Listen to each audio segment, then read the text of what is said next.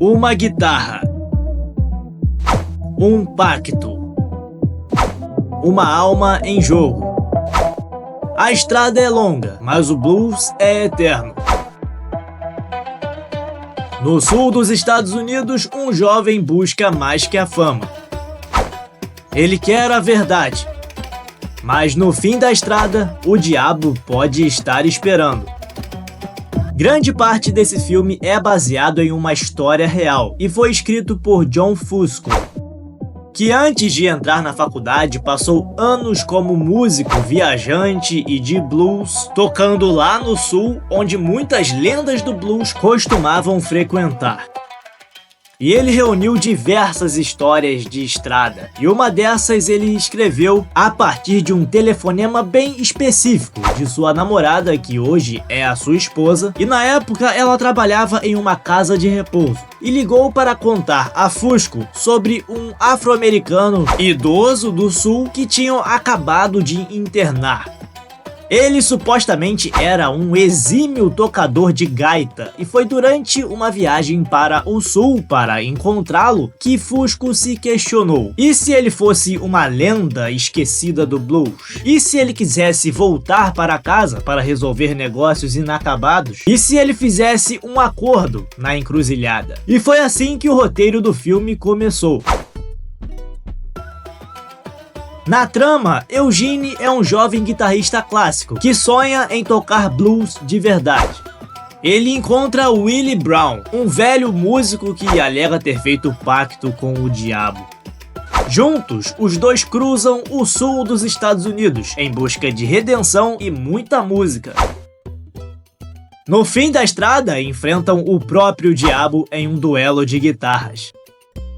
Eugene vence usando a sua técnica clássica e liberta a alma de Willie. E ele depois segue sozinho, pronto para levar o blues adiante.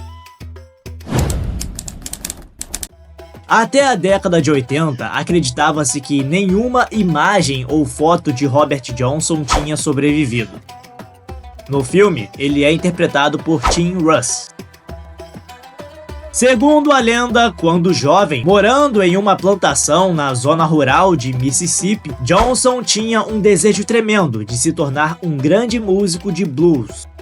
Reza a lenda que Johnson foi instruído a levar seu violão para perto de uma encruzilhada, perto da plantação Dockery à meia-noite. E lá ele foi recebido por um ser grande, que seria o diabo ou a personificação dele, que pegou o violão e afinou. O diabo tocou algumas músicas e devolveu o violão a Johnson, dando-lhe a ele o domínio do instrumento.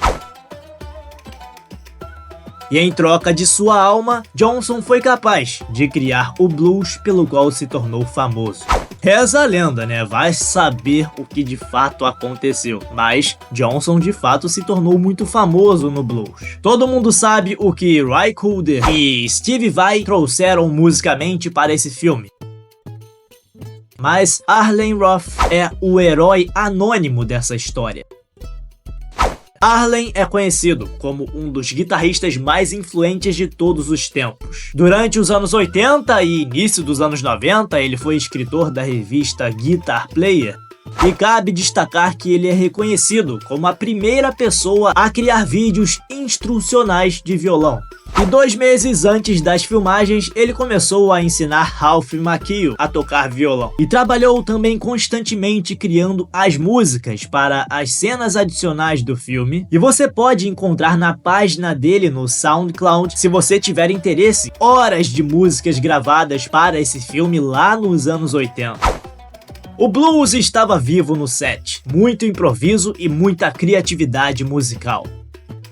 Muita gente se questiona por que Eugene se afastou do blues para tocar aquela música que o fez vencer o duelo contra Jack Butler.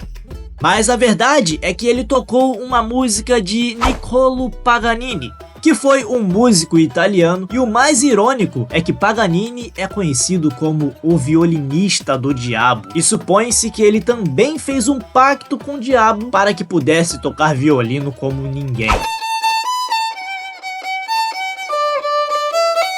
E isso aconteceu há cerca de 150 anos antes mesmo de Robert Johnson chegar à encruzilhada. Então, de certa forma, parece que Eugene venceu o diabo em seu próprio jogo.